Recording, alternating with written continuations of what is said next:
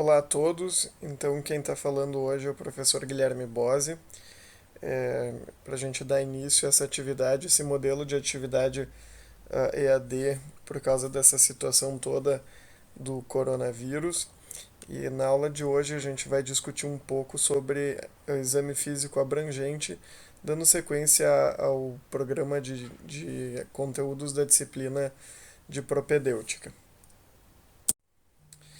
Então, sempre que a gente vai avaliar um paciente, ou sempre que a gente vai examinar o paciente, antes de conversar, ou antes mesmo do exame, a gente tem que fazer algumas coisas, como principalmente higienização de mãos.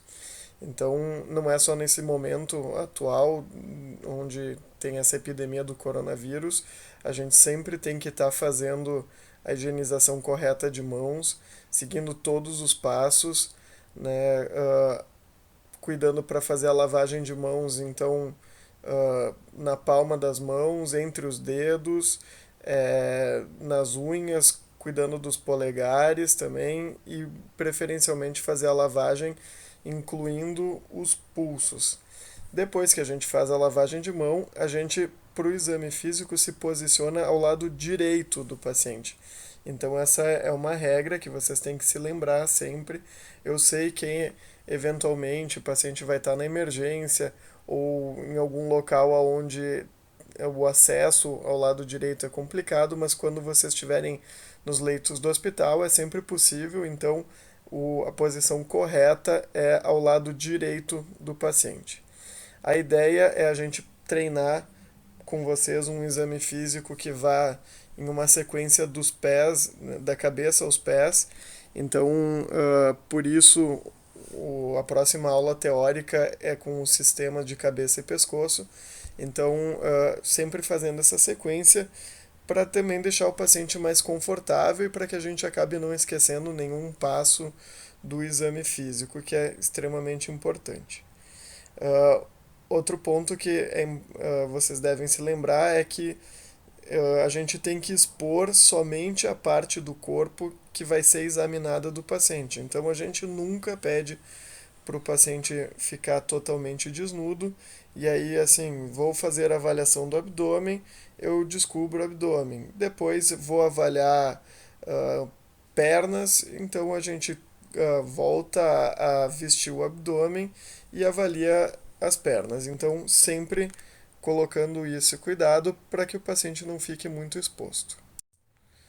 Então, as dicas para quem está iniciando a fazer o exame físico, para quem está começando a ver pacientes.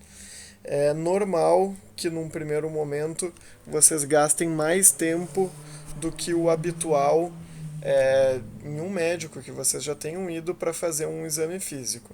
Então, sugiro que vocês comuniquem o paciente que vão estar gastando um pouquinho mais do tempo, justamente para evitar uma preocupação maior para o paciente.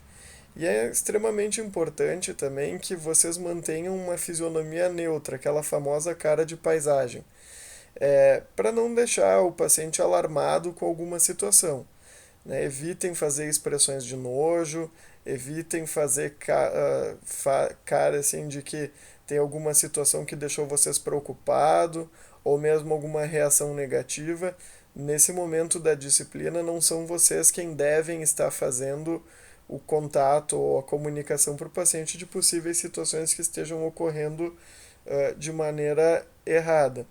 Então, o cuidado com essa questão é fundamental para deixar a relação entre vocês e o paciente sempre muito mais confortável.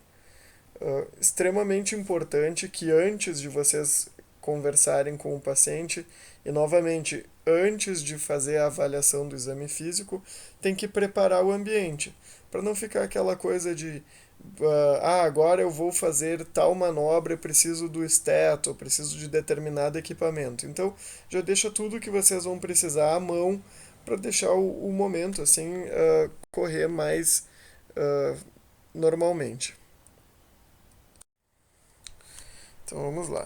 Uh, Antes de a gente entrar propriamente dito no exame físico, vocês têm que conhecer que existem alguns equipamentos que são importantes para que a gente consiga realizar a avaliação adequada. O oftalmoscópio e o otoscópio são aparelhos que provavelmente num primeiro momento, na semiologia básica, a gente não tenha tanto contato, embora eles sejam de extrema relevância para a realização do exame físico.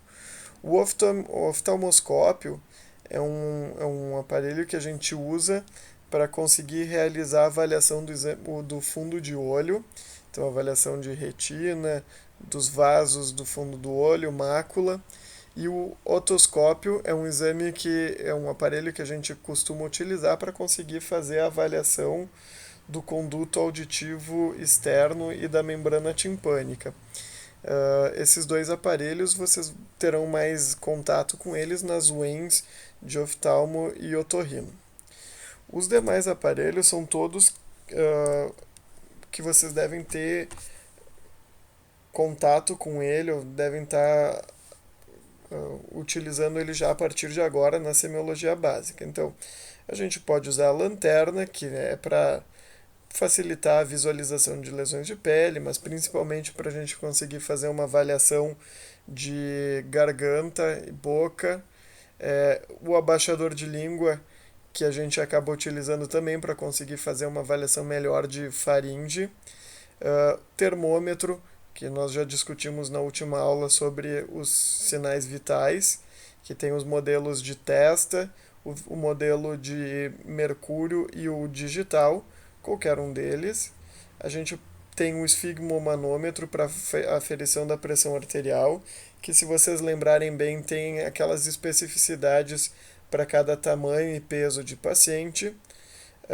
A fita métrica para a gente poder fazer a avaliação de composição corporal, enfim. O estetoscópio para fazer a ausculta de tórax, abdômen, carótidas, cardiovascular e auxiliar também na aferição da pressão arterial.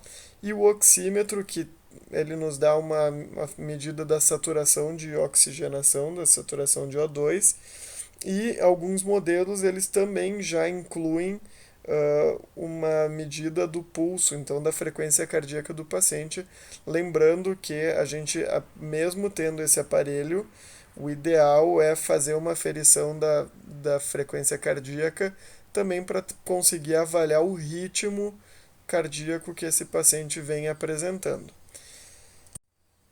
Então, conhecendo agora os equipamentos, a gente pode dar início à sequência de exame físico que a gente pretende elaborar com vocês ao longo do semestre. O primeiro momento, que ele não é um momento específico do exame físico, ele pode ser começado já no momento que o paciente entra no consultório, quando a gente entra no quarto, que é a inspeção geral ou ectoscopia, do qual eu vou gastar depois no final alguns slides sobre isso. Sinais vitais, que nós já discutimos na última aula, então lembrando de aferição de frequência cardíaca, frequência respiratória, com os seus ritmos, aferição de pressão arterial, temperatura axilar, que é o mais habitual. A gente também pode utilizar a saturação de oxigenação com o oxímetro, e existem algumas referências e alguns autores que sugerem que dor pode ser considerado também um outro sinal vital.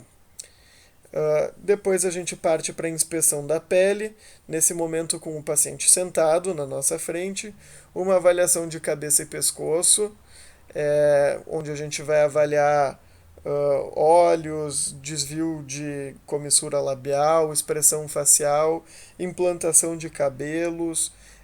A gente vai fazer uma palpação de região cervical em busca de linfonodo, megalias, palpação de tireoide para procurar alteração de consistência, nódulos, dor. Vai fazer uma avaliação do quadro torácico, região pulmonar posterior, com a sequência que nós vamos aprender nas próximas aulas, com avaliação inclusive respiratória. O paciente, quando se inclina para frente usando o estetoscópio, a gente pode aproveitar e também fazer uma avaliação da presença de insuficiência aórtica com o seu sopro característico, que também vai ser discutido ao longo do semestre. Em mulheres, a gente aproveita para fazer uma avaliação de mama, se tem alguma retração, nódulo, palpação. No músculo esquelético, especificamente, palpação de locais de dolorimento que o paciente possa estar apresentando, a avaliação de articulações, então de mãos, braço, cotovelo, ombros. Depois que a gente faz uma avaliação com o paciente sentado, a gente passa a deitar ele. Então, no primeiro momento, a gente pode usar e regular a cabeceira da cama para um grau de 30 graus, uma elevação de 30 graus, para conseguir fazer uma avaliação cardiovascular um pouco mais assertiva, procurando então fazer a ausculta cardíaca, palpação de tórax para avaliação de frêmito, que seria um tipo de um sopro na região torácica.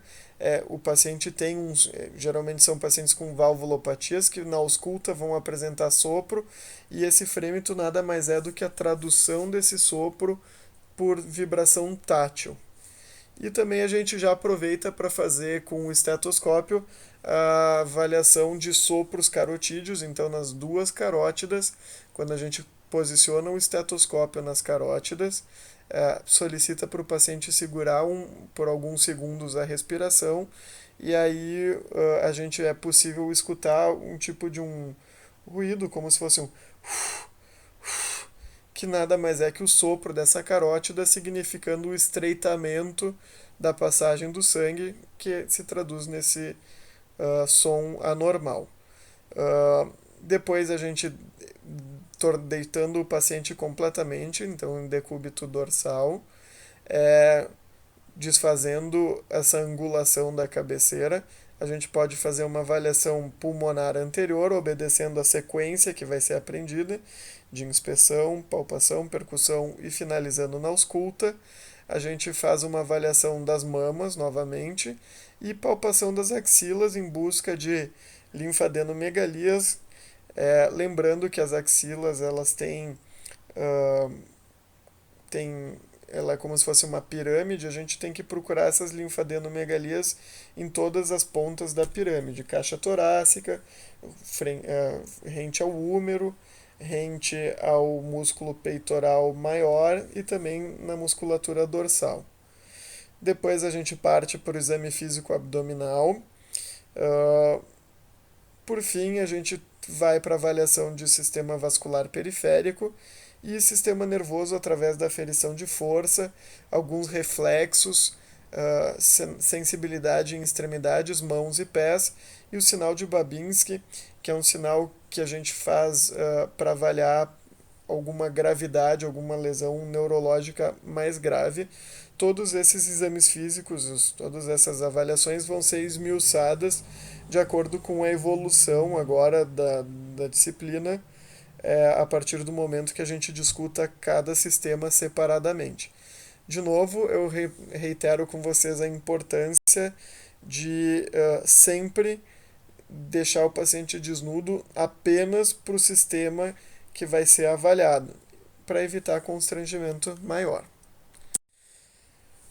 Outras manobras, outras avaliações que a gente pode aproveitar no exame físico, então é uma avaliação da marcha, e aí eu deixo aqui para vocês a sugestão de um link no YouTube, onde tem a descrição de marchas com suas respectivas alterações e os significados clínicos. Esse momento, muitas vezes a gente pode aproveitar a entrada do paciente no consultório, quando a gente estiver avaliando ele num ambiente ambulatorial. Se é um paciente que está internado ou que se encontra acamado ou dito pelo familiar que apresente alguma dificuldade de locomoção, a gente não consegue fazer uma avaliação adequada desse contexto. A gente acaba podendo avaliar mais esmiuçadamente toda a pele, então a região anterior e posterior, e numa das próximas aulas a gente vai discutir sobre as lesões e o significado dessas lesões que a gente identifica no exame físico. E a gente pode fazer um exame do sistema músculo-esquelético mais abrangente, também procurando identificar ou elucidar melhor as queixas que o paciente possa estar apresentando de algum membro ou de algum local em especial. Para a realização do exame físico, existe uma ordem, que essa ordem tem que ser respeitada. A exceção dessa ordem é na avaliação de abdômen. Então, um primeiro momento da avaliação é através da inspeção, que nada mais é do que a visualização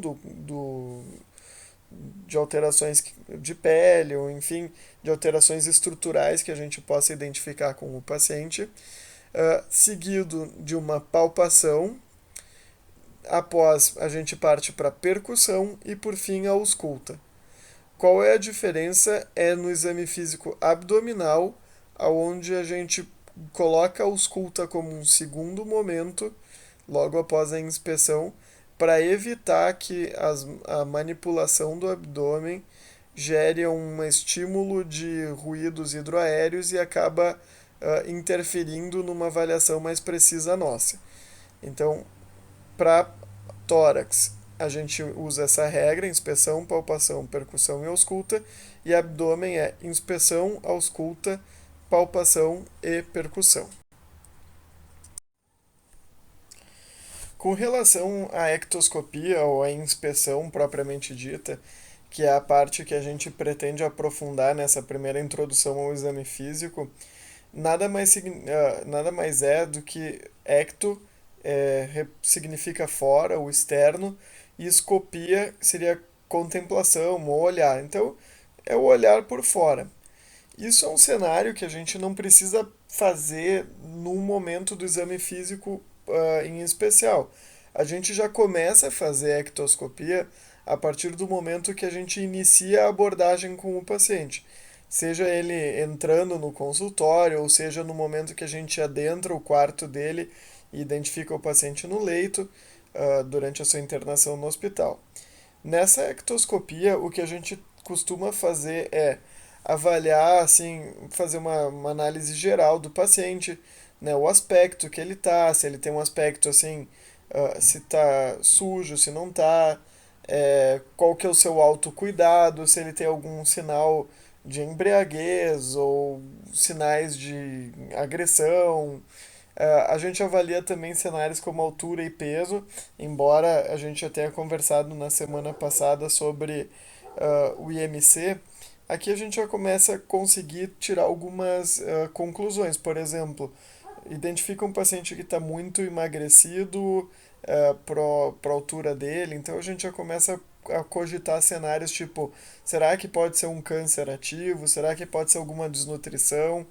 É, será que tem algum problema genético que ele pode ter um peso menor do que o que a gente está imaginando? E isso já vai auxiliando a enriquecer e aprofundar as impressões clínicas que a gente vai tirando com a história que o paciente vai nos contando. Uh, o estado geral é um ponto que a gente descreve sempre no exame físico, tá? O estado geral é uma avaliação absolutamente subjetiva. A gente vê o paciente e descreve ele em três estados, né? O paciente que está em bom estado geral, em regular estado geral ou mau estado geral. Então, nem sempre o que para mim é um paciente em bom estado geral pode ser que represente para cada um de vocês.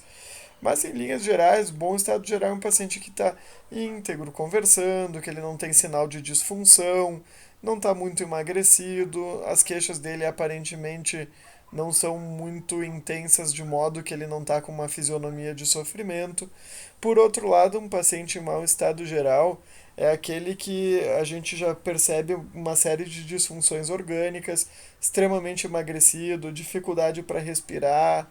É um paciente que a impressão clínica que ele nos transparece é de uma pessoa já consumida ou já com um cenário muito crítico.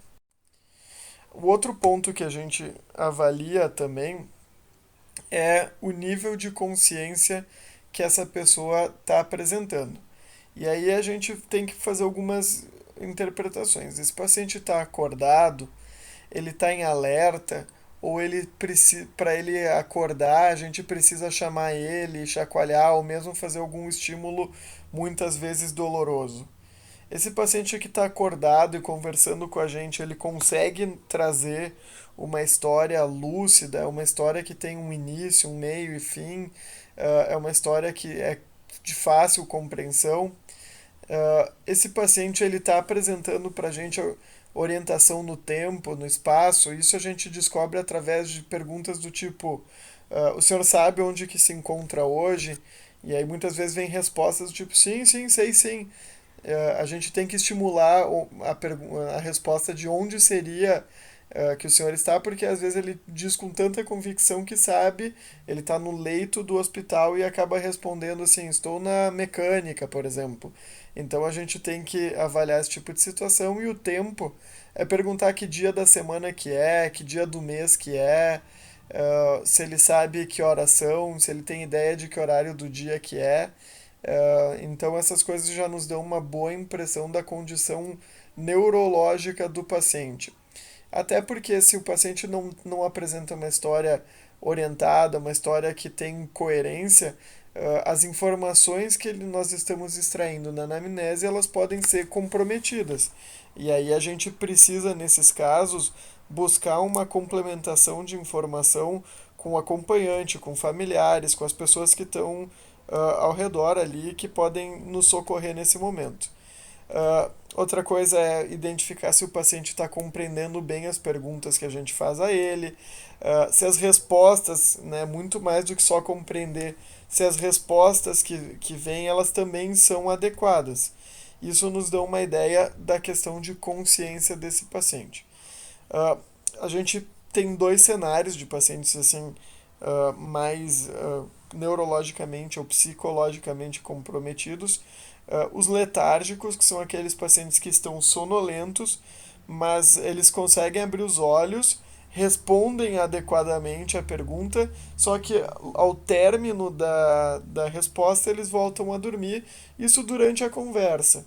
E o paciente obnubilado é aquele paciente que está sonolento, também abre os olhos quando a gente estimula ou pergunta, mas diferentemente da situação anterior, a resposta ela é lenta e é uma resposta confusa. Então, esses cenários já nos indicam que o paciente está com uma condição clínica que pode ser metabólica, por exemplo, uh, alteração de função renal, acúmulo de escória nitrogenada, é, glicose extremamente elevada, ou esses pacientes podem ter também alguma desordem estrutural, física, assim como uma lesão de sistema nervoso central, um AVC, coisas do tipo. Então, essa avaliação é de suma importância e a gente faz isso durante a entrevista. Existe uma escala para avaliação neurológica que provavelmente todos vocês já tenham ouvido falar, que é a escala de coma de Glasgow, que é uma escala que pontua três variáveis, três faculdades mentais das pessoas e atribui para cada variável um score, cuja pontuação máxima seria de 15.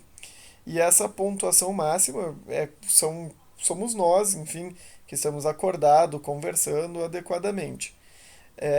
Então, destrinchando essa escala, a gente começa com a abertura ocular, que analisa três variáveis, onde o paciente tendo uma abertura ocular espontânea, por exemplo, a gente chega no quarto, o paciente está acordado, está com os olhos abertos, ele ganha uma pontuação de 4 para esse quesito. Caso, por outro lado, se ele não tiver nenhuma abertura ocular, ele tem uma pontuação de 1. Se o paciente ele se encontra sonolento e a gente só consegue que ele abra os olhos através de um comando verbal, ele ganha um ponto 3 para esse quesito. E se mais intensamente ele, mesmo com um comando de pedido de abertura ocular, ele não consiga responder a esse comando, a gente precisa estimular ele de um modo doloroso. Geralmente é feito isso através de uma apreensão com os dedos, assim, um estímulo sobre o externo da pessoa. E aí, se ele desse modo, através desse estímulo, acabar abrindo os olhos, a gente pontua 2 para a abertura ocular. A outra faculdade avaliada seria a resposta verbal, e isso a gente consegue perceber através da conversa com o paciente. Se ele te trouxer para nós uma conversa que tenha uma orientação, que seja uma conversa coerente, a pontuação que é atribuída para essa faculdade é 5. Caso a conversa não esteja orientada, caso a gente perceba dificuldade para organizar os fatos, caso venha uma resposta muito confusa, o ponto é 4. Se as palavras vindas são inapropriadas ou não fecham, se vêm em momentos incorretos, enfim, é uma pontuação de 3. Se o paciente apenas balbucia algumas palavras ou alguns sons, algum som gutural que a gente não consegue compreender, enfim, nesse caso a pontuação atribuída é de 2. E se o paciente não verbaliza nada, a resposta que a gente dá para esse quesito é 1. Óbvio que nos pacientes que estão em UTI, com ventilação mecânica invasiva e um tubo, que muitas vezes estão acordados, a gente não consegue avaliar essa faculdade pela intubação. Então a gente, nesse caso, considera como uma resposta 1, afinal de contas é um paciente que não consegue nos dar essa informação adequadamente. Por último, a gente avalia a resposta motora, e nesse caso são 6 pontos atribuídos. Se o paciente está obedecendo o comando, se a gente pede para ele levantar a mão direita, ele levanta a mão direita, pede para chutar com a perna esquerda, ele faz, é ponto 6. Se é um paciente que está acamado e ele não consegue responder assim normalmente, mas fazendo um estímulo doloroso, ele busca afastar o estímulo que está levando ao incômodo, ele ganha um ponto de 5. Caso o paciente não consiga afastar ou localizar a dor, mas ele faz um movimento para tirar aquele membro que está sendo estimulado algicamente, ele ganha 4 de pontuação. Se o paciente flete anormalmente, ou seja, a gente faz um estímulo de dor e ele traz as mãos em direção ao tronco, ele faz esse movimento de flexão, ele ganha uma pontuação de 3. Esse também é conhecido como decorticação. E se o paciente, por outro lado, a um estímulo de dor, faz uma extensão, uma hiperextensão anormal, é uma pontuação de 2. Vocês podem ver isso em alguns livros como descerebração. Caso o paciente não apresente nenhum tipo de resposta motora, a pontuação atribuída a esse cenário é 1. Então, na escala de coma de Glasgow, somando os pontos, o que a gente tem é um valor máximo de 15 e um valor mínimo de 3. Num paciente que se apresente com uma resposta de 8 ou menos, num cenário de emergência, já é um paciente que nos indica uma gravidade importante na situação e indica uma intubação para prevenir aspiração ou problema de via aérea. Mas em 2018, a escala de Glasgow foi atualizada com a avaliação de reflexo pupilar também. Então, segue mantido todas aquelas análises que a gente conversou no slide anterior, mas a reação pupilar ela pode descontar ponto. Então, o mínimo que antes era 3, hoje esse mínimo passa a ser de 1. Então, vocês não me digam, eu nunca respondam em alguma prova que o valor mínimo de escala de Glasgow é 0. Na avaliação pupilar, se o paciente não tiver nenhuma avaliação, nenhuma resposta a um estímulo de luz da pupila, é descontado 2 pontos. Caso apenas uma pupila reaja a um estímulo de luz, e esse nós vamos aprender a fazer isso na aula de semiologia de cabeça e pescoço, acaba ganhando uma pontuação ou retirando a pontuação de 1 do score anteriormente calculado, e caso o paciente tenha uma resposta completa, ou seja, as duas pupilas reagem a um estímulo de luz, não há desconto nenhum do valor calculado na análise de Glasgow anterior. Outro ponto que é fácil de interpretar e de identificar na ectoscopia são sinais de sofrimento. E esses sinais de sofrimento seriam sinais que a fisionomia do paciente, ou a posição dele, ou o esforço que ele vem fazendo, nos dão de dica. Por exemplo, se esse é um paciente que está com um quadro de dor, e é uma dor muito intensa, a face dele, a fisionomia, já nos demonstra isso. Ele pode estar então com o rosto enrugado, com uma fisionomia de sofrimento, apresentando uma sudorese associada. Isso nos representa que sim, a dor desse paciente, é relevante e a gente precisa estar prestando atenção. A gente consegue perceber sinais de angústia respiratória através do esforço para respirar, através da dificuldade para completar as frases, acaba tendo que interromper a conversa dele muitas vezes para puxar o ar.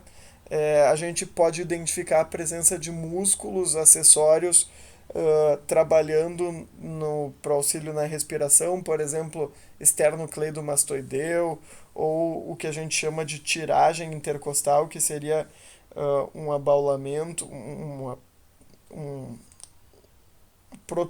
afundamento da musculatura entre as costelas. Também pode nos representar que um paciente está com dificuldade para respirar. A angústia cardíaca, se a gente percebe que ele tem um sofrimento por uma dor cardíaca, por um infarto, que ele leva a mão no peito com frequência. Se é um paciente que se demonstra ansioso, se é um paciente que, por outro lado, se demonstra deprimido. Todas essas situações a gente avalia através da conversa e da análise visual do paciente. A gente também pode identificar presença de coloração de pele e lesões.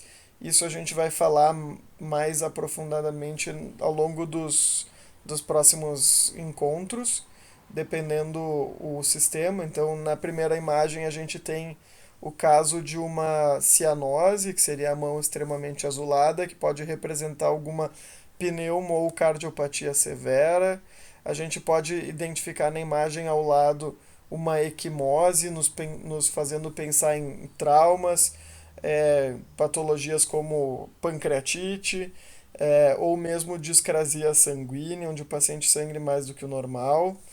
Na imagem abaixo a gente vê os olhos amarelados, qual nós damos o nome de icterícia, podendo representar problemas de fígado, como cirrose ou mesmo hepatites, e também problemas hematológicos relacionados à degradação da hemoglobina. E também é importante a avaliação das cicatrizes que a gente vê nessa imagem abaixo no quadrante inferior direito aqui. Outro ponto que é importante é a avaliação das fáscias do paciente. Então, se o paciente não traz nenhuma alteração no rosto, a gente chama de fáscias atípica. E tem algumas alterações que já nos dão auxílio significativo para compreender o diagnóstico desse paciente. Então, aqui nós temos o caso da fáscias acromegálica, que é uma alteração hormonal por excesso de produção de hormônio do crescimento, do GH, onde esse paciente fica com, além da altura avantajada, ele fica com uma testa proeminente, ele apresenta um aumento dos tecidos moles, então de nariz, orelha e lábio, e uma mandíbula extremamente proeminente. É uma face típica desses pacientes que têm uma produção aumentada de GH. Por outro lado, aqui nós temos uma outra alteração endocrinológica que seria a fascies cushingoide. E isso ela pode ser tanto endócrina quanto causada por excesso de uso de corticoide. Então, a face cushingoide, ou também chamada de faces em lua cheia, o paciente fica com o rosto mais arredondado, pode ter muitas vezes um excesso de pelo ou cabelo, mas chama muito atenção também, além do rosto arredondado, a presença dessas tipo roséolas, então as bochechas arredondadas. Isso é representativo de um excesso de produção de uh, corticosteroides, de glicocorticoides, ou do uso dessa medicação por controle de algumas doenças reumatológicas ou mesmo hematológicas. Aqui a gente tem duas alterações de fisionomia relacionadas também a problemas endocrinológicos, mas são duas alterações por problema de produção ou excesso de produção no hormônio da tireoide.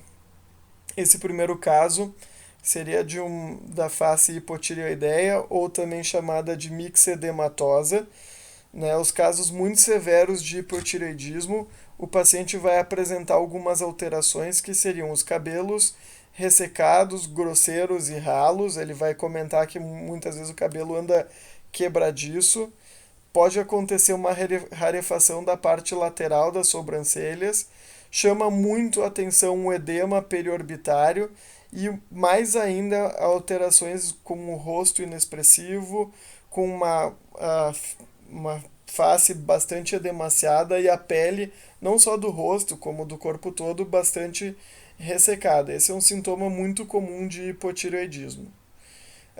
Por outro lado, a face hipotireoideia ou basedoviana seria o paciente apresentaria o bócio, né, que seria o aumento do volume da glândula tireoideia, e ele também apresentaria essa proptose ocular, onde, se vocês perceberem, a gente consegue ver toda a íris do paciente. Então, isso é uma alteração bastante característica de hipertireoidismo. No caso de hipotireoidismo, a pele fica muito ressecada, aqui a pele fica mais pegajosa, parece bastante úmida. Então, essa é outra situação também que consegue diferenciar os dois casos de problema tireoidiano. Nesse cenário, nós temos a face tetânica ou sardônica, que acontece nos pacientes vítimas ou acometidos por tétano, que é uma condição atualmente bastante rara, graças a Deus, que faz com que o paciente tenha um cenário de trismo. Há um problema na placa motora e o paciente não consegue se movimentar. Então, qualquer estímulo sonoro ou luminoso mais intenso pode levar a essa constrição excessiva da musculatura e o paciente muitas vezes não consegue abrir a boca, inclusive dificultando cenários como alimentação, respiração, e os pacientes que precisam às vezes ventilação mecânica, ou seja, serem entubados, existe uma dificuldade bastante significativa por causa desse excesso de força que vem fazendo com a musculatura da mastigação. A fáscia hipocrática é um cenário que a gente vê com alguma frequência e ela ela é visualizada nos pacientes em final de vida. A gente já pode identificar uma desnutrição importante, é uma fisionomia já mais abatida, com assim uma já sem a bola de bichar, a gente já percebe que ele está bastante caquético e esse é um cenário característico de pacientes em final de vida, em estágio avançado de doenças como câncer, pneumopatias como DPOC e insuficiência cardíaca severa. Aqui nós temos o exemplo de 3 fácies de patologias reumatológicas, de doenças autoimunes. No primeiro caso, a gente tem a face lúpica, onde o paciente apresenta um racho assim, cutâneo em asa de borboleta, ou seja, ele passa por cima da narina, diferentemente daqueles casos anteriores que a gente discutiu, onde o racho cutâneo no rosto ele era apenas em cima da região malar nas bochechas. Aqui ele acaba passando por cima da narina ou do nariz. O segundo caso é o da face esclerodérmica. Alguns livros usam como face em múmia. A esclerodermia é uma doença rara onde a pele vai ficando esclerosada, ou seja, muito rígida. E o paciente vai perdendo a dificuldade na mímica. Se vocês perceberem ao redor da boca, ela já tem a face assim como se tivesse enrugada ou em pergaminho, e é um paciente que tem dificuldade de movimentar o rosto. Ele não nos passa uma expressão de sentimentos muito clara. Uh, Ao cumprimentar esses pacientes, a gente percebe que eles têm também uma pele bastante endurecida, é uma paquiderme, assim, bem rígida. E no último a gente tem um sinal que se chama heliótropo, que seria esse rache periorbital aqui, e essa é uma situação que a gente identifica em uma doença chamada dermatomiosite. Em torno de 30 a 40% dos casos com dermatomiosite vem esse sinal clínico associado. Então aqui nós temos outras duas faces. É, a primeira é a face leonina, que é um cenário muito raro hoje em dia, a gente praticamente não vê mais nos dias atuais, pelo menos na nossa região, que está relacionada à doença, a lepra ou a hanseníase, onde o paciente apresenta uma série de nodulações, que são os lepromas embaixo da pele, a pele fica mais espessa, geralmente há essa destruição de asa nasal, e aí o paciente fica com a face como se fosse de um leão, por isso o nome de face leonina. E aqui a gente tem a face miastênica, que é relacionada a uma doença neurológica chamada miastenia gravis, que é uma doença de placa motora, aonde ao longo do dia ela vai saturando e o paciente vai apresentando uma redução de força gradativa. E aí vocês identificam que os olhos eles estão caídos, é como se fosse, a gente chama de um olhar em sol poente. Ao longo do dia o paciente vai apresentando essa ptose palpebral e porque a placa motora foi se gastando e aí ele tem que muitas vezes erguer o pescoço para conseguir olhar porque as pálpebras ele já não consegue mais erguer normalmente. Então, de noite o paciente descansa, dorme, a placa motora regenera e volta tudo normal. De manhã ele acorda bem e ao longo do dia vai havendo esse desgaste e aí vai piorando o quadro ocular.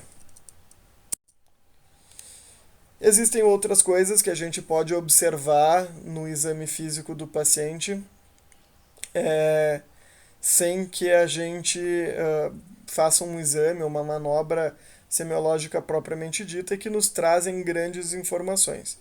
Então a gente pode identificar odores corporais para perceber alguma situação, etilismo, por exemplo, ou infecções por germes anaeróbios, tem um cheiro de podre característico.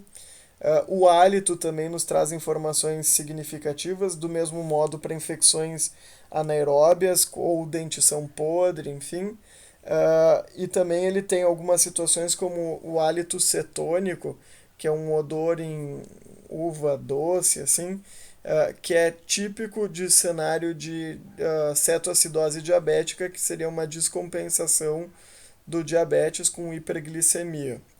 A postura também pode nos trazer informações significativas, por exemplo, dor, se o paciente está fazendo esforço para ventilar ou situações do tipo, e a atividade motora que a gente já conversou, e aí eu ressalto a importância de analisar aquele vídeo que eu sugeri na questão da marcha alguns slides atrás.